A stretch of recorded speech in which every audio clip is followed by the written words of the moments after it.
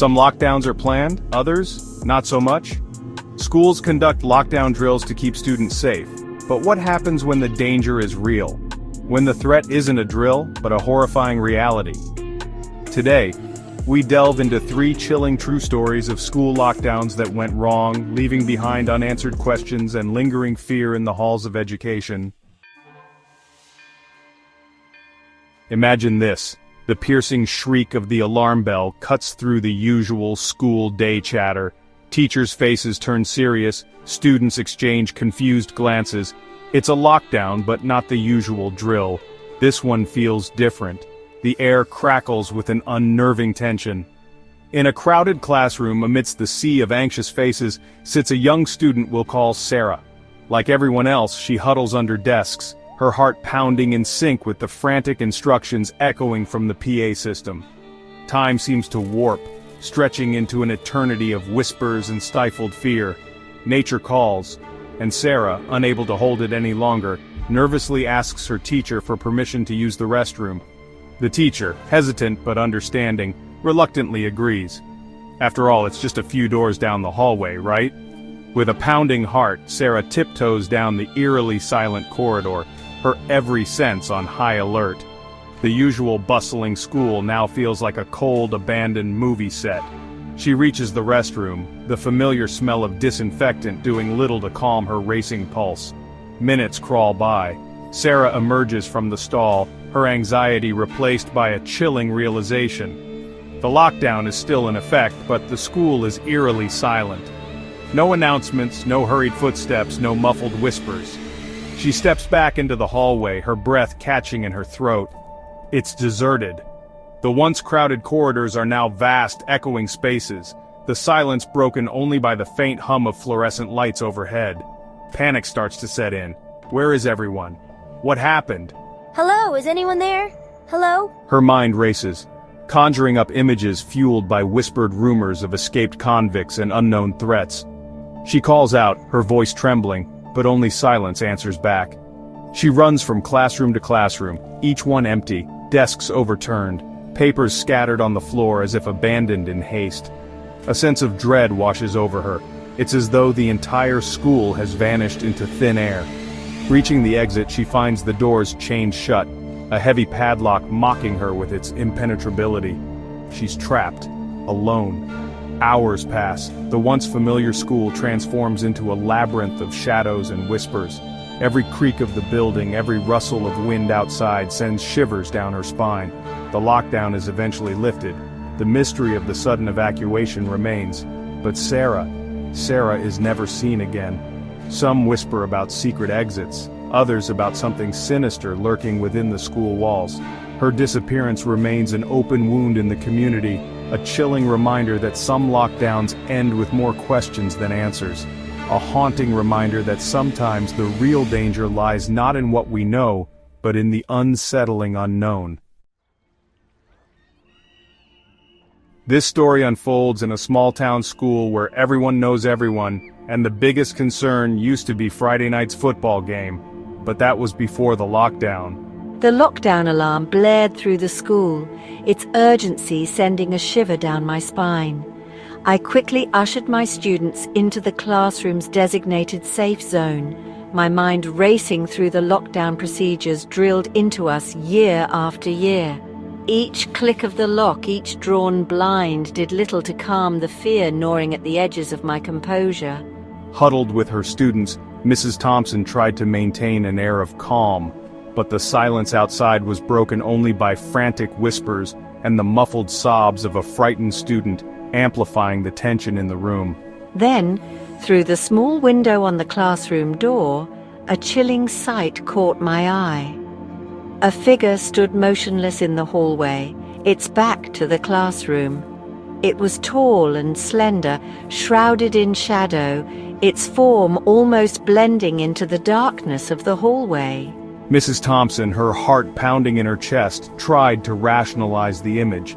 Maybe it was just a fellow teacher seeking a place to secure themselves and their students, but something felt off, deeply, unsettlingly off. The figure remained motionless, an unnerving silhouette against the backdrop of the empty hallway. It didn't move, didn't even seem to breathe. It was as if it had been standing there all along, silently observing, waiting. The longer it stood there, the more my blood ran cold. It felt different from the other teachers, from the other adults I knew walked these halls every day. This was something else, something wrong. The classroom door was solid oak, reinforced with steel, yet Mrs. Thompson felt a primal fear, a deep instinctive dread that transcended the physical barrier.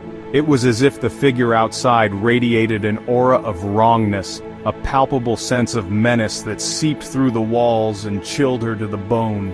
I couldn't shake the feeling that it was staring right at us, its unseen gaze piercing through the solid door, seeing our every move, hearing our every whispered word. Time seemed to stand still. The air grew thick with unspoken fear. The students, sensing their teacher's unease, sat in petrified silence, their eyes wide with terror, reflecting the chilling image of the figure outside. Then, as abruptly as it appeared, the figure vanished. One moment it was there, a specter of dread, the next it was gone, leaving behind an empty hallway and a classroom full of terrified whispers. The lockdown eventually ended, the authorities finding no sign of a disturbance, no explanation for the chilling figure in the hallway. Life at the school slowly returned to a semblance of normality, but the memory of that day lingered. Mrs. Thompson, forever marked by the experience, never forgot the chilling encounter.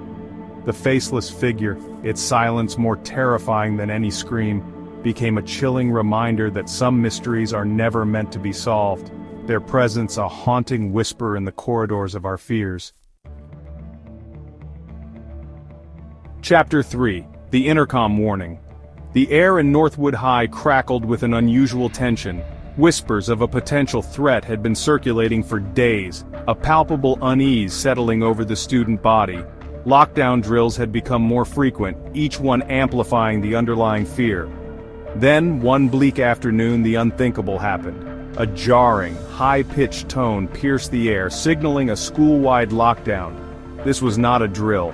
Panic surged through the hallways as teachers scrambled to secure their classrooms.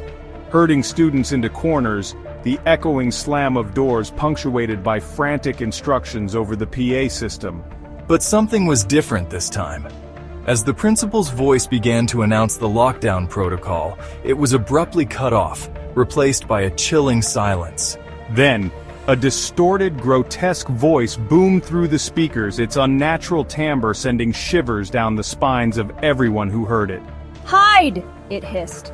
The words stretched and warped, dripping with an insidious malice that sent a collective shudder through the student body. Confusion swept through the classrooms.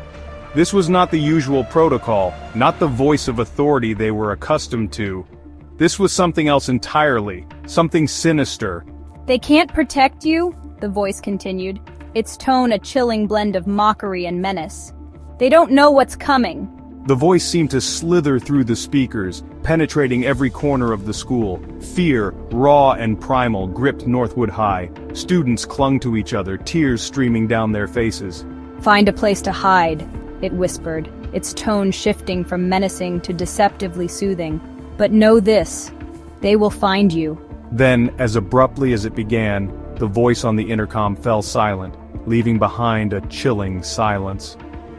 Minutes turned to an eternity as the school remained in lockdown, the silence punctuated only by the frantic whispers of terrified students. The authorities arrived, their faces grim, their movements swift and practiced as they swarmed the school. But the voice, the chilling, disembodied voice, was gone. The control room, the source of the chilling broadcast, was empty. There was no sign of forced entry, no trace of whoever or whatever had hijacked the school's PA system. The lockdown was eventually lifted, but the sense of unease lingered. The students and teachers of Northwood High returned to their routines, but the memory of that day, the chilling voice on the intercom, remained etched in their minds. To this day, the identity and the motive of the voice on the intercom remain a mystery, a chilling enigma that continues to haunt the hallways of Northwood High.